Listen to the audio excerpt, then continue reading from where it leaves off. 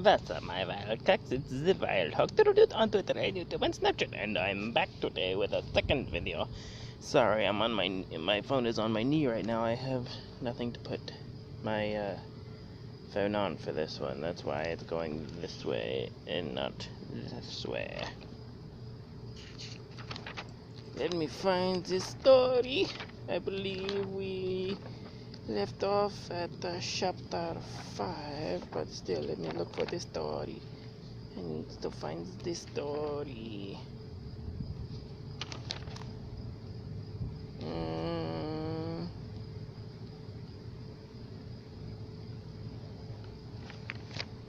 Oh, it was chapter 6.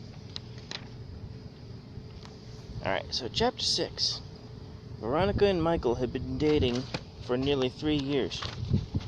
They were about to start their senior year at Travis Park High. They were spending their last day of summer vacation at the beach with Patrick, Liz, Phil, and Sherry. They were all frolicking in the water, splishing and splashing and playing chicken. "I love you, Michael," said Veronica. "I love you too, babe." They shared a kiss. "I always have a great time when you're around." Another kiss. Me too," Veronica smiled. "Get a room, you two," Sherry joked. "There are children here." Everyone chuckled. "Hey, Veronica?" asked Michael. "Can you believe we've been dating for almost 3 years?" said Veronica. "That's what I wanted to talk to you about." Okay, said a confused Veronica. "Let's go ashore." "Okay."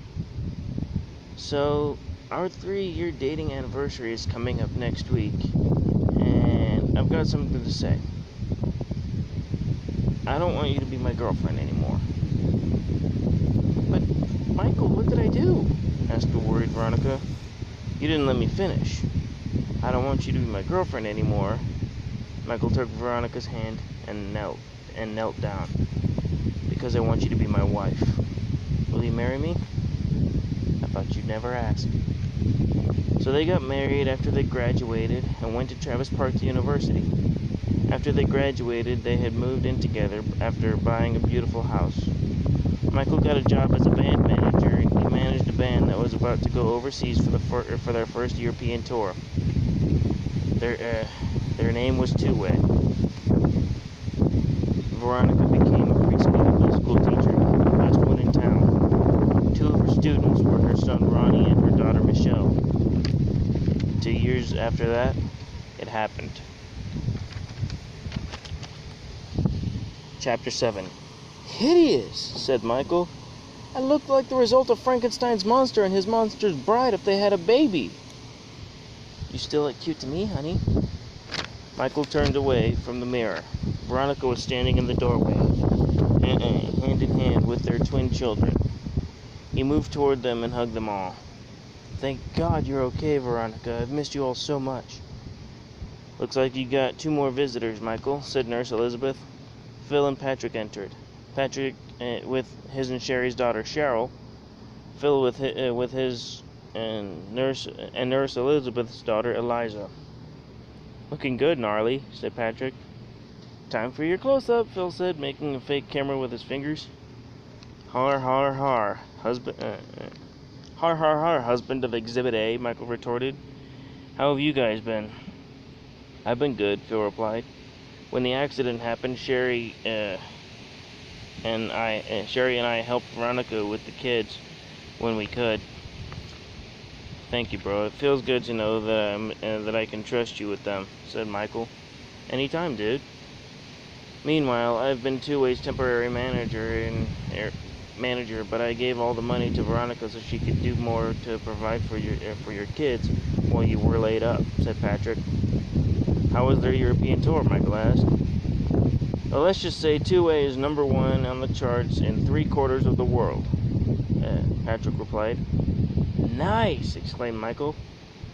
"Liz, I see you finally become a nurse and a mother and wife." She walked over to Patrick and planted one on him. All the children made stink faces. "Same here," said Sherry. She kissed Phil. The children all squeezed their eyes shut as tight as possible. "How are you guys so calm?" asked little Ronnie. They just gave you guys cooties. Girls doesn't got cooties, Ronnie, said Michelle, Eliza, and Cheryl. Everyone laughed. Michael turned to Veronica. So you still love me even though I'm ugly? Of course, babe. Mrs. Veronica Rose replied. I never loved you for your looks. I loved you for you. You could have been the ugliest guy in school, and I still would have married you. She kissed him on the lips. Your good looks were just a bonus. I love you too, beautiful. People need to learn to be more like you. They need to learn not to judge a book by its cover. They need to learn that looks don't matter. It's personality that counts, said Michael. It doesn't matter what you look like as long as you're pure at heart, said Veronica. The end. Epilogue. Ronald Rose and his twin sister Michelle were standing in front of a grave. It was a double wide marked, Here lies Michael and Veronica Rose, beloved parents, children, and friends. May they rest in peace. Ronald and Michelle were both 26 years old. Michael and Veronica were both 52 when they died of heart and lung problems. Ronald's wife Stella and Michelle's boyfriend Mark were in the taxi that brought them to Travis Park. I'm making them pause. Sorry about that. Back to the epilogue. They were in the taxi that brought them to Travis Park Cemetery. Hey, Mom and Dad. It's been a while since the last time we were here, said Ronald. I just wanted you to know that Rose Music Management is booming. We are now international. I wish you could have been here to see it happen. I really miss you guys. Me too, said Michelle. And the daycare business is pretty successful too. Aunt Liz and Aunt Sherry help me with the little ones, and of course they help me run it too. You guys should see your grandkids, Milo and Gabriella. Milo and Gabriella are getting so tall that they're really smart for their ages. Milo is 6 and Gabriella is 5. They miss you two, but not as much as we do, said Ronald. Yeah, and I've been teaching them that if they're good, when they leave the earth, God will take them to heaven to see you guys, said Michelle.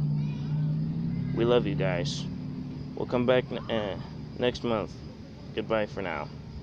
And goodbye for now, Mom and Dad, said both Michelle and Ronald. And that is the very end of the story. Sound off in the comments down below how you would have ended it differently. And I love you guys. Thank you for watching. Leave a like and subscribe. And tell me if you like the story or not. And have a wild one, guys.